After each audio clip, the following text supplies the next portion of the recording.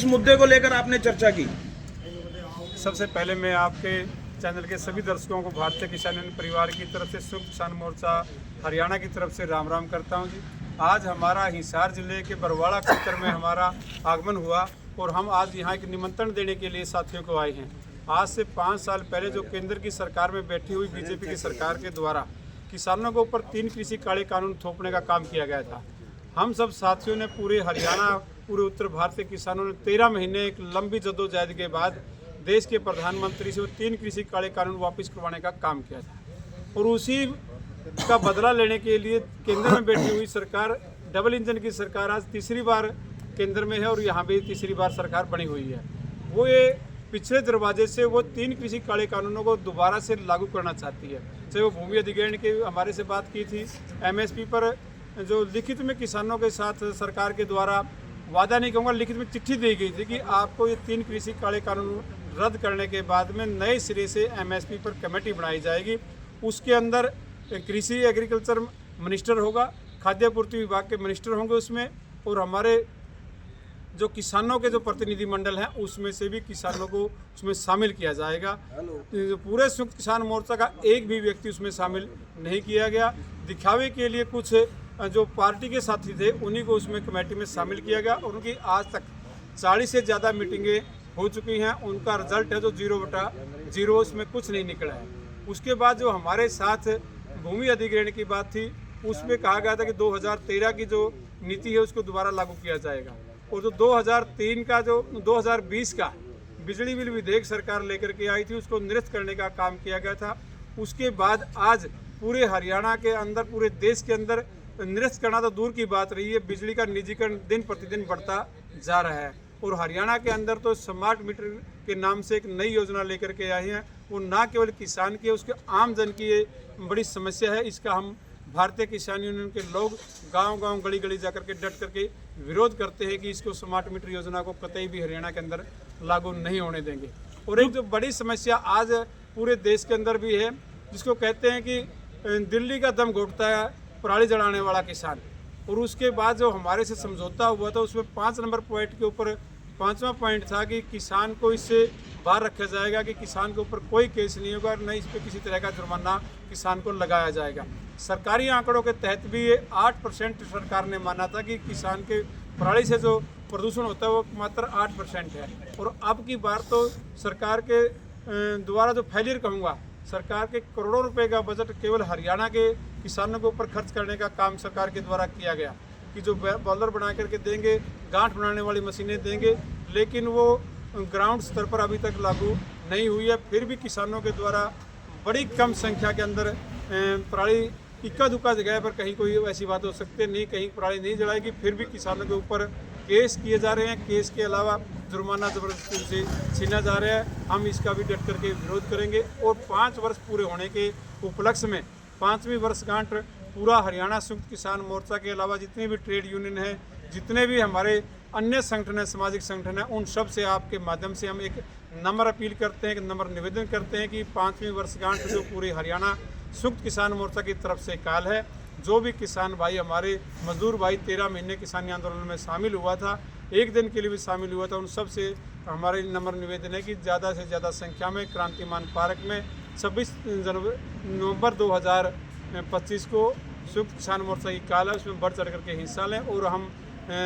सरकार को दिखाना चाहते हैं कि ये जो सरकार कहती है कि 5 साल के बाद किसान टूट चुका है, बिखर चुका है, थक चुका है, उनके पास आज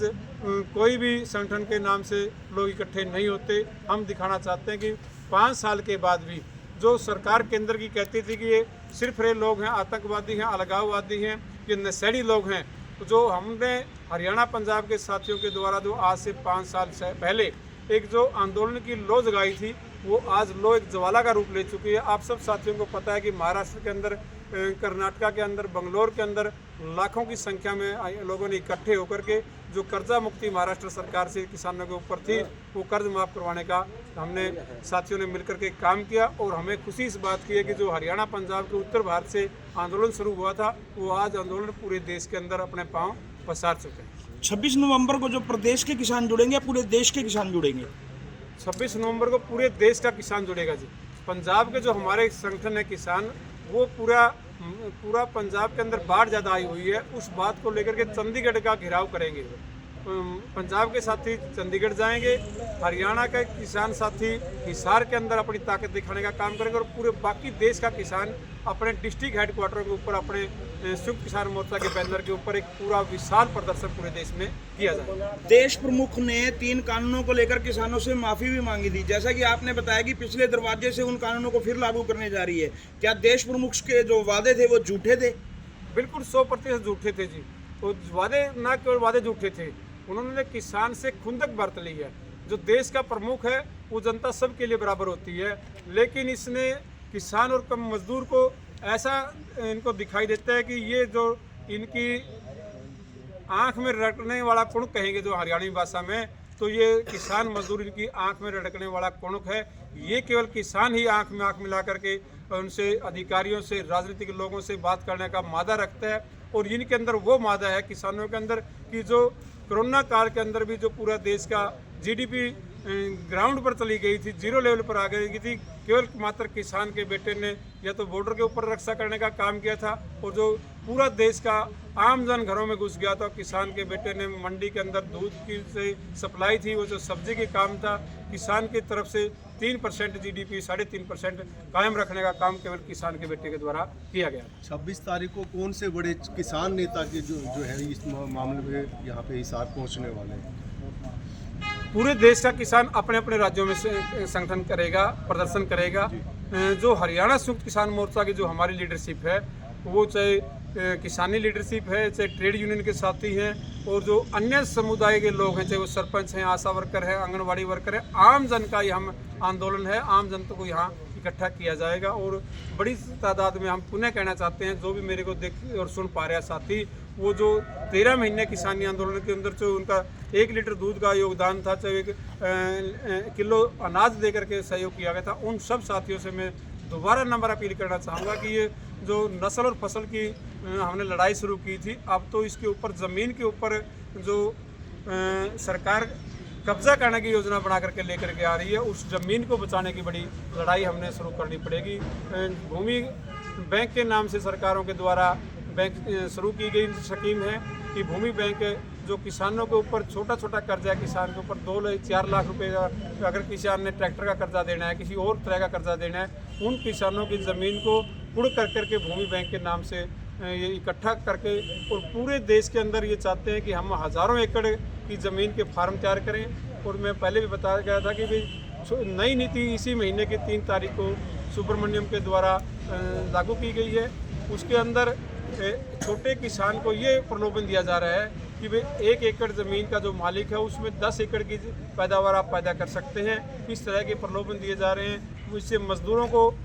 बिल्कुल खत्मा किया जा रहा है। हम इस नीति का डट करके विरोध करते हैं। आपने फसल और नस्ल का जिक्र किया, अगर मैं नस्ल की बात करूं तो जो सरकार ने एक ये पॉलिसी है लिव इन रिलेशनशिप, हमारे जो बड़े बुजुर्ग और खासकर गांव में ये अपना पैर पसारने लगी है, आप इसको किस नज़रिए से देख रहे हैं? मैं खापों की बात करता हूं तो मेरी अपनी खाप हरियाणा के अंदर बिनैन खाप दनौदा चबूतरे से हमारा संबंध है। वहाँ पर पूरे भारत के उत्तर भारत की एक बहुत बड़ी विशाल महापंचायत करके की गई थी कि लिव इन रिलेशन है। जो हमारे बच्चे आज इसमें रह रहे हैं उसका डट करके विरोध किया। इसके साथ साथ हमने समलैंगिकता का बिल्कुल विरोध करते हैं। जो पशु पक्षी भी काम नहीं करते वो सरकारों के द्वारा इनको रहने की पूर्ण रूप से छूट दी जा रही है। और जो गांव गवांड एरिया के अंदर एक समगोत्र की शादियां की जा रही हैं, लव मैरिज का जो है, हम सब बातों का विरोध करते हैं। लेकिन लव मैरिज का ये ज़रूर कहना चाहूँगा कि हम लव मैरिज का विरोध इसलिए करते हैं क्योंकि माता पिता की सहमति होनी ज़रूरी है। और इन्हीं बातों को लेकर के उत्तर भारत के अंदर 16, 17 और 18 तारीख का आज भी है। उत्तर प्रदेश मुजफ्फरनगर के अंदर एक सौरभ गांव के अंदर एक बहुत बड़ी विशाल महापंचायत इसी मुद्दों को लेकर के रखी गई है कि इस तरह के जो सामाजिक मुद्दे हैं, सामाजिक बुराई है, उनको समाप्त करने का हम किसान यूनियन के साथ भी इसमें मुहिम को और आगे तेज करने का काम करेंगे। जोगिंदर जी, अगर ये माना जाए 26 नवंबर से फिर से किसान आंदोलन की शुरुआत हो रही है? देखो जी, ये तो हमारा एक आज तो है 5वीं वर्षगांठ मनाने का, और हालात सरकार के द्वारा ऐसे पैदा किए जा रहे हैं कि जिस तरह से किसान को लगातार प्रताड़ित किया जा रहा है। चाहे वो मंडी में फसल बेचने की अगर हम बात करें तो आज हमारे मंडी के अंदर फसल बिक नहीं रही, फसल को लूटा जा रहा है। तो देश का मुखिया कहता है कि एक देश एक बाजार एक मंडी, और जब हम अपनी फसल को मंडी के अंदर इस जिले का किसान फतेहाबाद में लेकर के जाता है तो वहाँ भी कहते हैं कि पंजीकरण दिखाएं आपका, गेट पास दिखाएं आपका। और जो हजारों टन उत्तर प्रदेश से, बिहार से, अन्य राज्यों से चावल लेकर के आ रहे हैं, उससे फिर मेरी फसल मेरा ब्यौरा का या पंजीकरण का कहाँ मायने रह जाते हैं। इनसे 1% भी किसान को किसी तरह का पंजीकरण से, मेरी फसल योजना से कोई लाभ नहीं है। और हमारे संघर्ष के बदौलत ही कहूँगा कि हमने कई अधिकारियों को भी सस्पेंड करवाने का काम किया। जरूर बोलना चाहूँगा कि हरियाणा का जो कृषि मंत्री है वो ये कहता है कि कोई किसान दुखी नहीं है, बिल्कुल संतुलित में है, ठीक ठाक चल रही है। और एक बड़े दुख के साथ मुझे हरियाणा प्रदेश के 22 जिलों में से 14 से 15 जिले बाढ़ के वजह से, सेम की वजह से, जल भराव की वजह से संघर्ष को और तेज करने का, और वहाँ निर्णय आने वाली 26 तारीख को ही एक बड़े आंदोलन की आगाज वहाँ से किया जाएगा।